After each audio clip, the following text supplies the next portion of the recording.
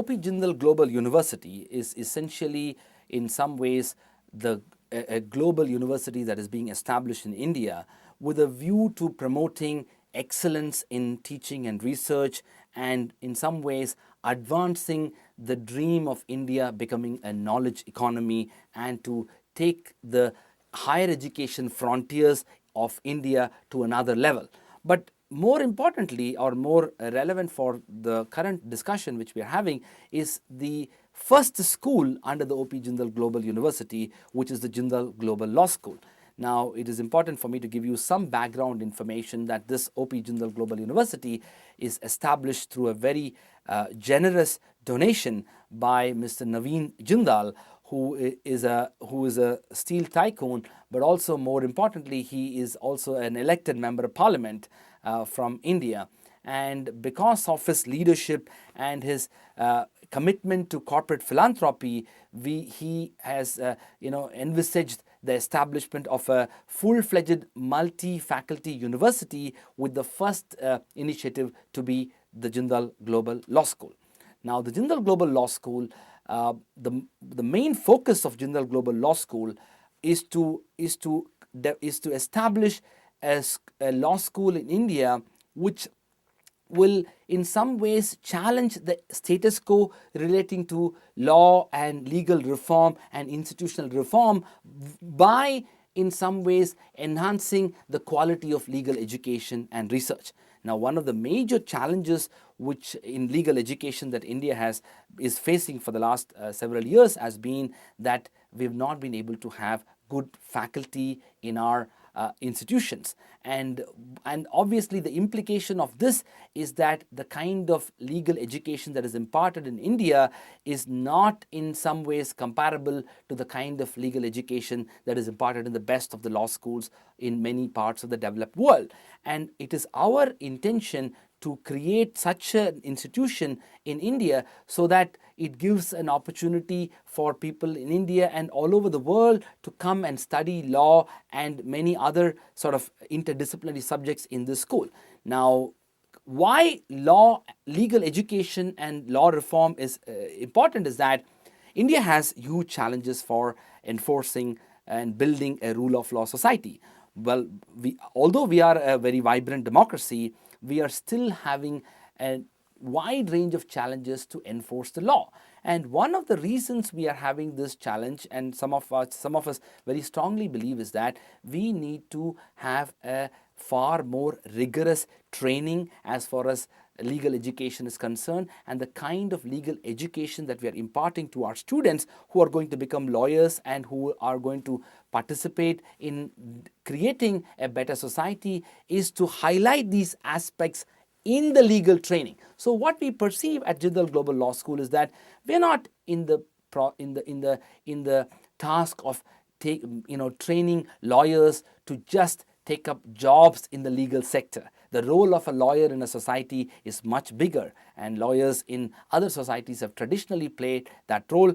That role might have diminished because of what the society has attained in many years. But if you look at the formative phase of many developed societies, in those societies, lawyers have played an important role in creating legal institutions, establishing a rule of law society, and in some ways participating in the larger governance agenda of a country. I mean, in US itself, we have, now you've elected President Obama, who happens to be a lawyer, and one of the things which is also part of our agenda is that to bring in the larger product of leadership within legal training. Unfortunately, this is an area which has been neglected, and Indian universities have not been successful to, in some ways, train and create leaders who can, assume a leadership role to build our nation.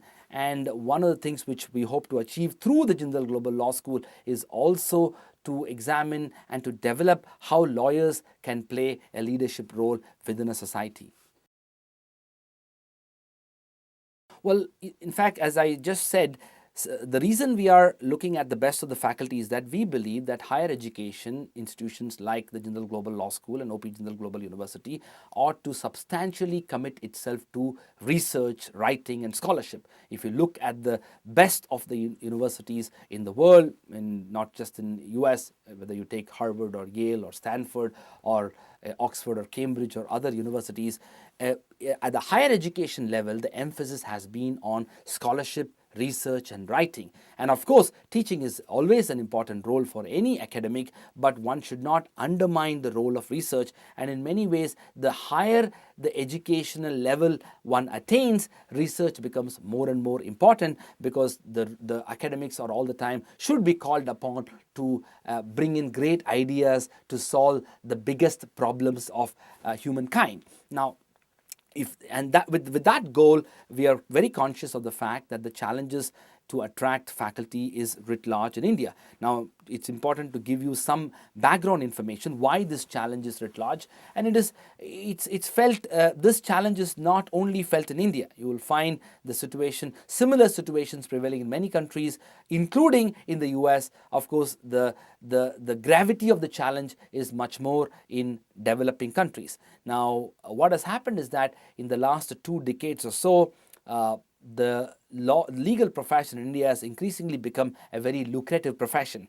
And so the bright and the brilliant law graduates from Indian law schools are increasingly choosing career paths ranging from working for a corporate law firm in India or outside India, doing a master's degree outside and staying back to work at a law firm or multinational corporations or intergovernmental organizations or many other career paths, accepting academia in India. Now, there are a variety of reasons why this is the case.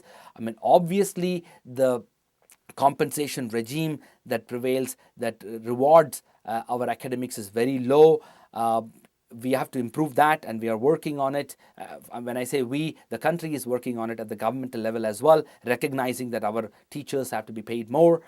There is also an issue of mediocrity which is settled in many of our institutions, because of which there is so little scope for career growth, career development, and there is little inspiration and motivation that prevails within academic institutions to nurture scholarship. So we intend to address that, and one of the ways by which we intend to address is that from the beginning we are very conscious that if you want to create a good institution, it will significantly depend upon its faculty. And because of the fact that this institution is a private university and a private law school, and the donor, Mr. Naveen Jindal, is absolutely committed to quality and educational excellence, we will be in a position to, in some ways, create that intellectually vibrant environment within that institution, which will be able to attract best and brightest people from all over the world.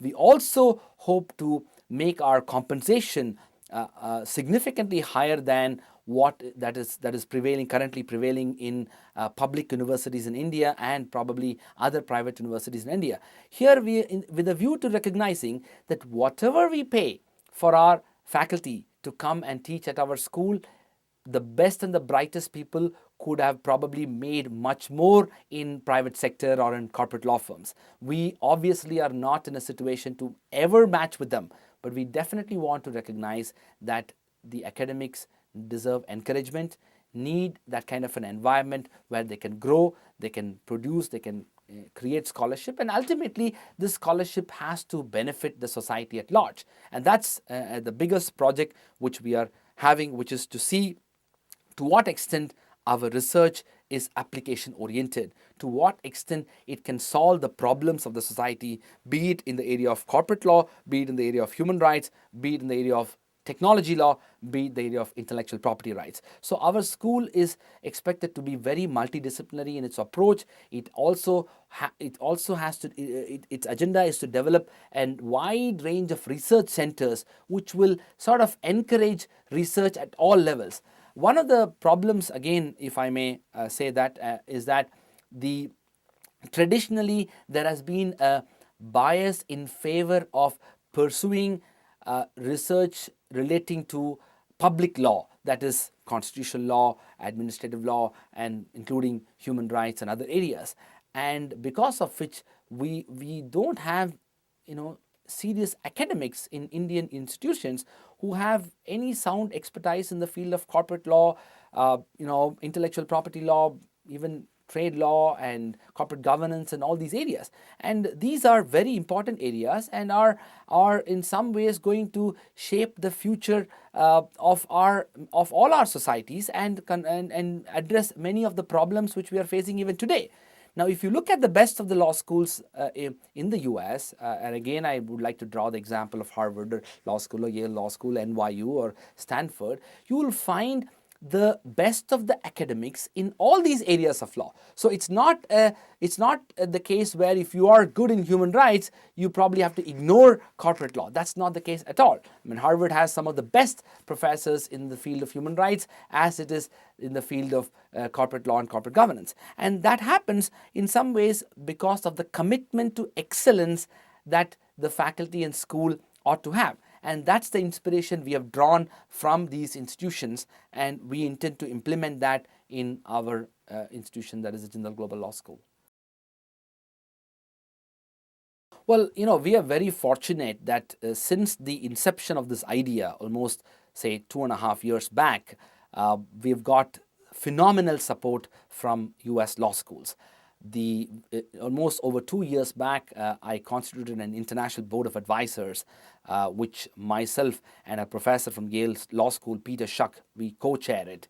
The members of this international board of advisors, number of them are professors at Harvard, Yale, NYU, Oxford, and other law schools all over the world.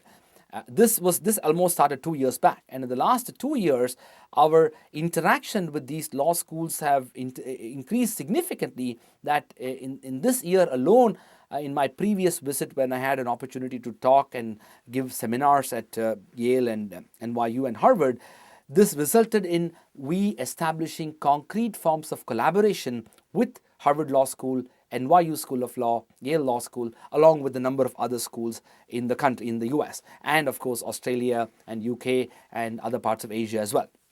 And the first thing which I have noticed is that there is the people who have come forward to associate with us in this initiative have been themselves committed to creating excellent institutions globally. And to start with, they have built an excellent institution in this country, and the commitment has been to see to it that other countries, including India, gets an opportunity to build amazing and good institutions. And that's the remarkable encouragement and support which I have received from a number of professors in these institutions. Now, what is even more, I would say, encouraging for us at the Jindal Global Law School is that this support was not just through word of mouth.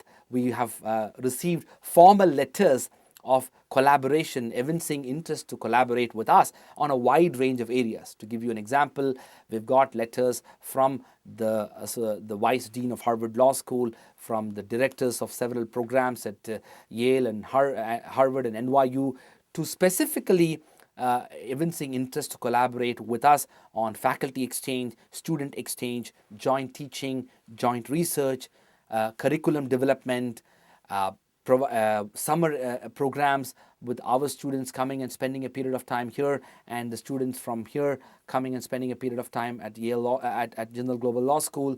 The librarians of Harvard Law School, Yale Law School, and the NYU School of Law have been extremely supportive to us by giving us the relevant information and pretty much to help us build a global law library at Jindal Global Law School. And this is all in the true spirit of global institution building, which these institutions have committed themselves to. And I am extremely grateful to the deans of these 3 law schools at least, but also many other law schools in the country who have come forward to help us. Now, what is in it them? One of the things which they feel is that a world-class institution in an important country like India would greatly benefit for the creation of knowledge, and that itself is a noble objective which academics are committed to. And the second important objective is that many of the institutions are now engaged in a wide range of issues relating to comparative law, international law, transnational law. Legal education is globalized. No longer our education can focus on one country or one jurisdiction's problems. There is so much of overlap between the issues that can prevail, that can affect one country, and it is important for our students to have a global exposure of issues. So I'm looking at a number of faculty members from these law schools in the US to come and spend a period of time at our law school, and in due course our faculty members can also come and teach and do research here.